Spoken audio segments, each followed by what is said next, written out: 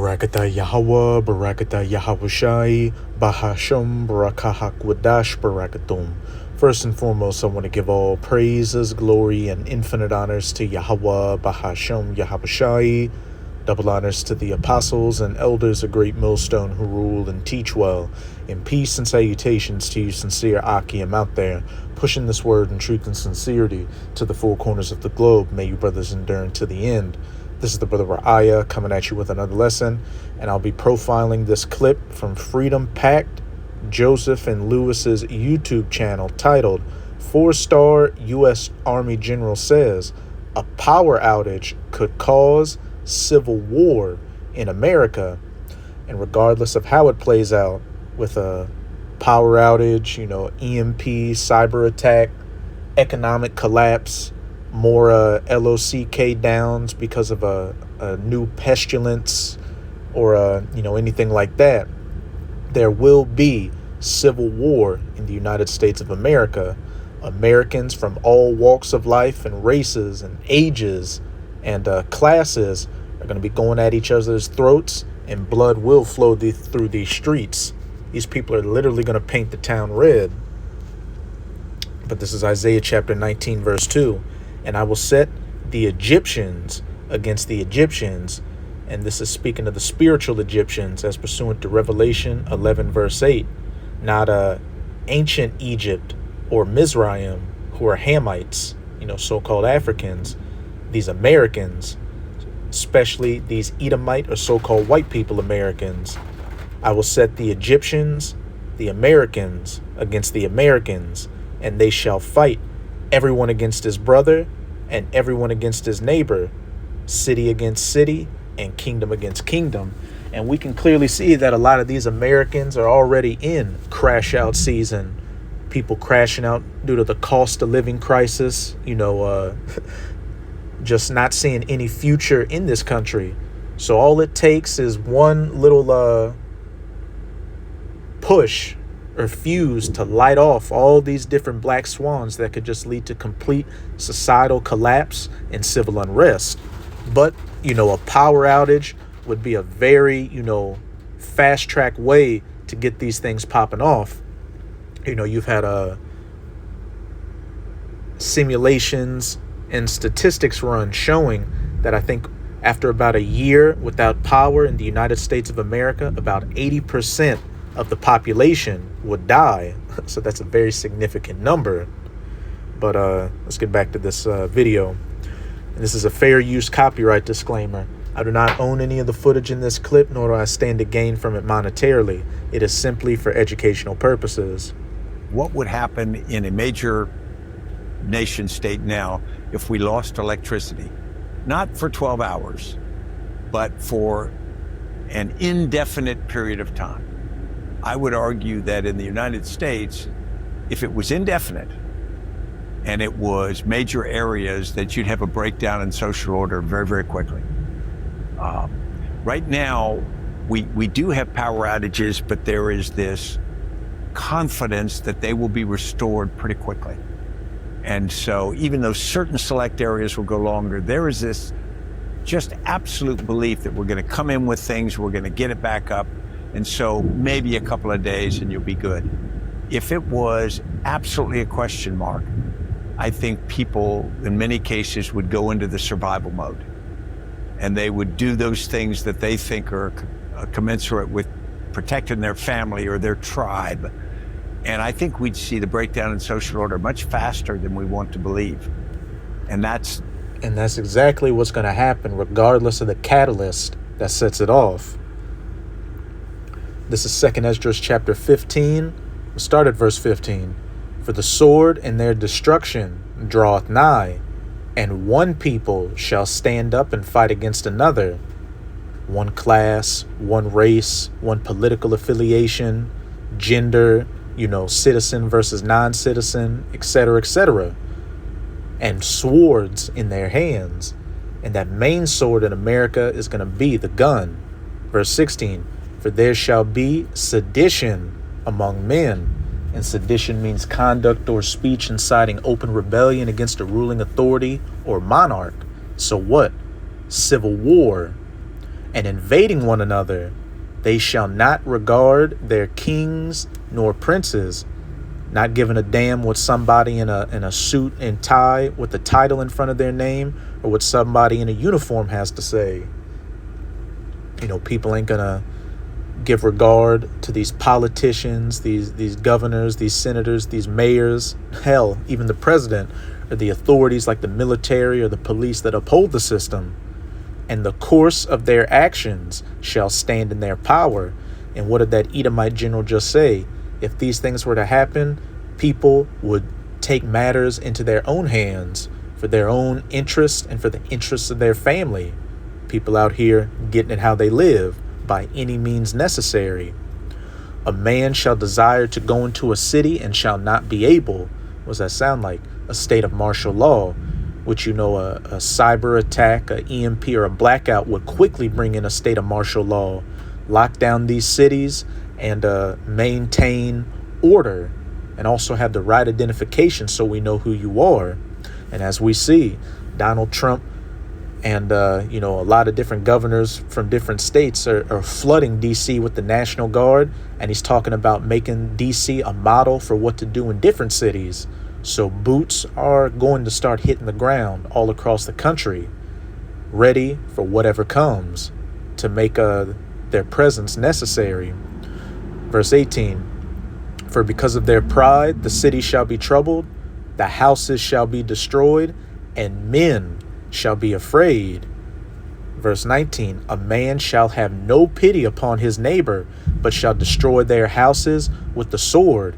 Home invasions, which, in every blackout movie, that's what you see. You start hearing screams and gunshots down the streets and people kicking in doors, taking what they want, and spoil their goods because of the lack of bread, because famines, food shortages are coming, which would just add a whole nother factor to a blackout. And for great tribulation, all these other calamities coming during the times of Jacob's trouble, when Yahweh Bahashem, Yahweh Shai is going to bring great judgment on you people, especially in America, for the great pride you've been walking in. As it said back up in verse 18, for because of their pride, cities shall be troubled, the houses shall be destroyed, and men shall be afraid. And I remember back in high school, there was a major hurricane that knocked out power. And, I was driving around at night. I went by a friend's house, and literally the only thing that I could see was the few feet ahead of me that my headlights on my car were showing me. Outside of that, all you had was the moonlight.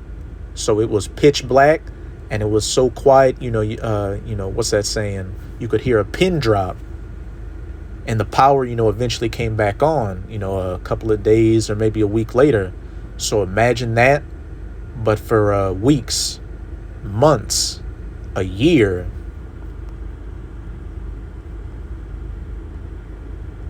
That kind of thing worries me a lot.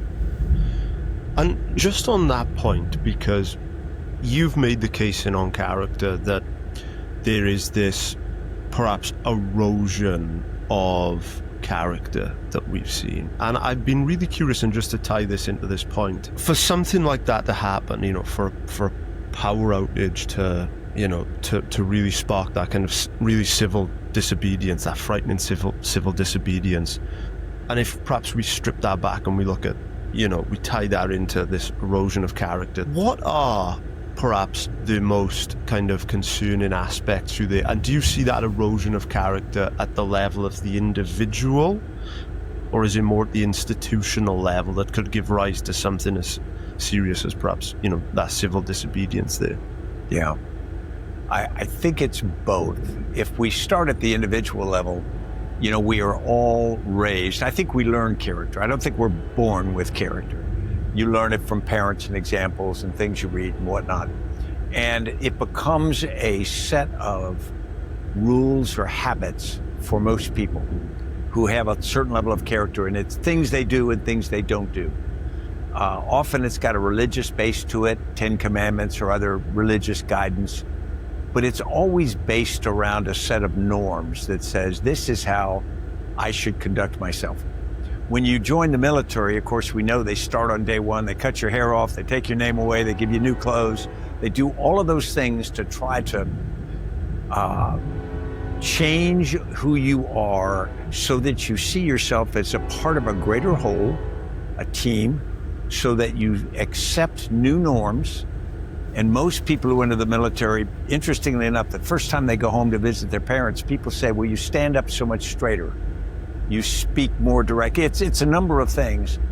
And most of us, when we're in that, we start to take pride in those.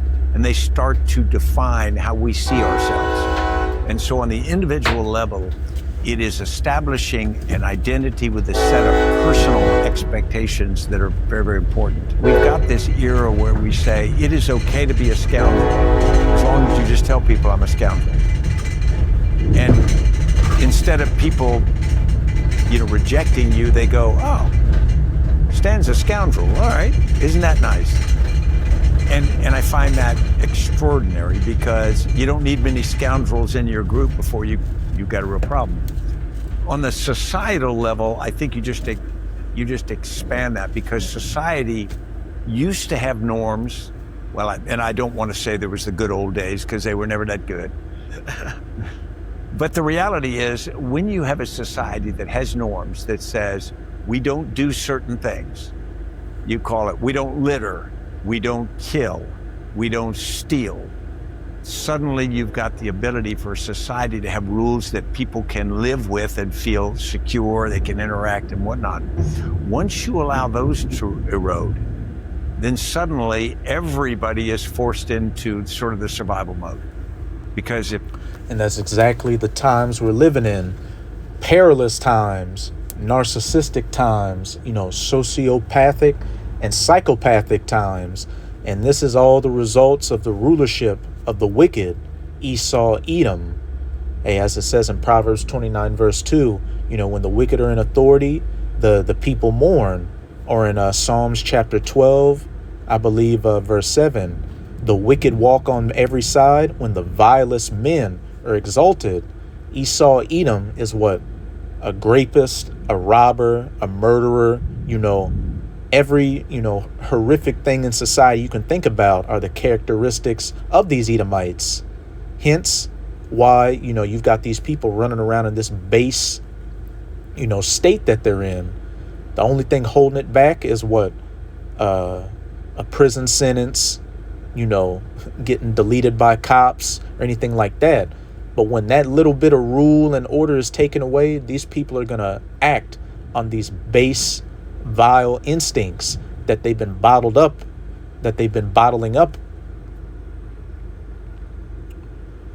This is 2 Timothy chapter 3. I'm going to start at verse 1. And the header reads, difficult times will come.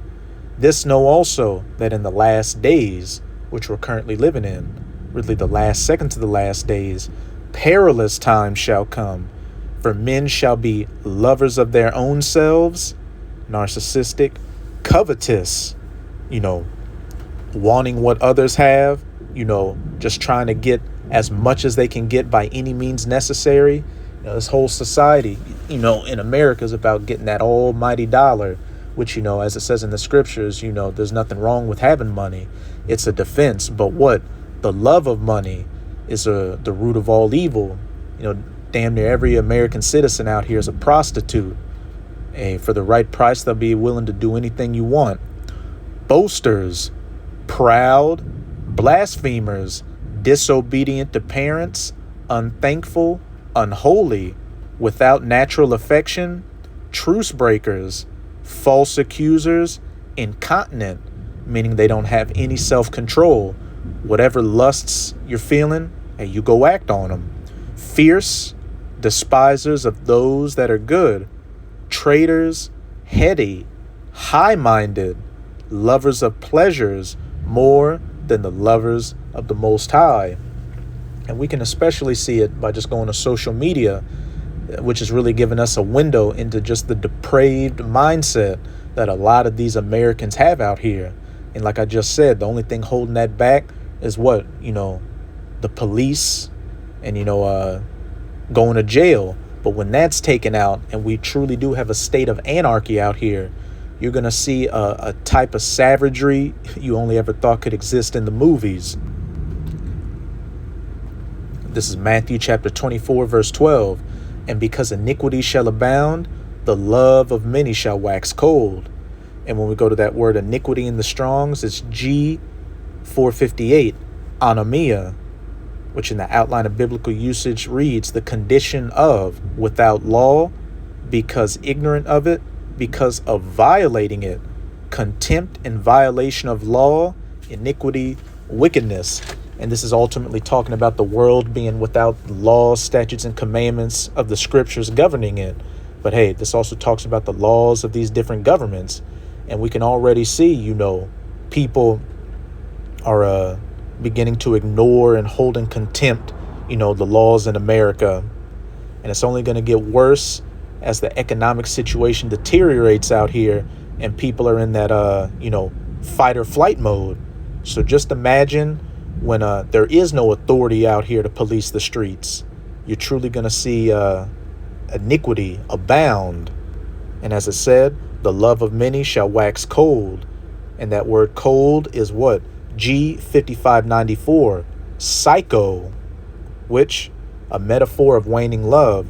And everybody should know what a psychopath is. Somebody without impulse control or a concern for the physical well-being or emotions of another person, pretty much just getting it how they live, back in that 2nd Esdras 15. And the course of their actions shall stand in their power. A man shall have no pity upon his neighbor. One people shall stand up and fight against another. If my property is not protected by the fact that we don't allow stealing in society, I've got to protect it all the time. I've literally got to defend my whatever I have.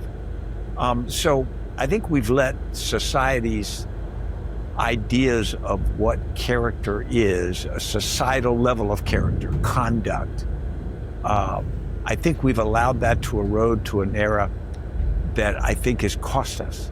And we did part of it not in bad intentions. We said, well, we want to let everybody be themselves.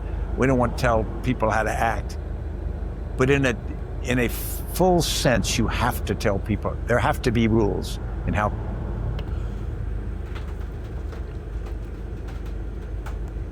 I'm going to close it out in Daniel chapter 12, verse 1, because everything you're seeing right now is leading towards this.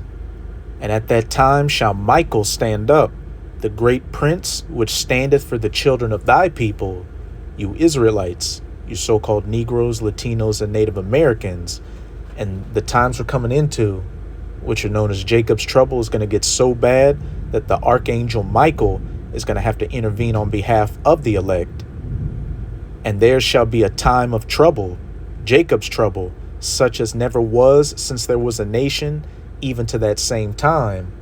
Any horrific, period in history you can think of, the times we're coming into is going to make that look like a day on Sesame Street. And at that time thy people shall be delivered, everyone that shall be found written in the book of life, the elect of the nation of Israel, who right now are doing whatever they can to please their power, Yahweh Bahashem Yahweh Shai, so they can hope to have that hedge around them during Jacob's trouble, while everybody else is taking the full force of the judgments of Yahweh Bahashem Yahweh Shai for the great pride they've been walking in. So that's it with this video. With this video, I hope you sincere Akim and Akwath were edified. Just keep strong. We are almost out of this final wicked captivity of the heathen nations, chiefly of the Edomites. And as always, I'm going to say Abad Babal, Kwam Yasharala, and until next time, Shalom.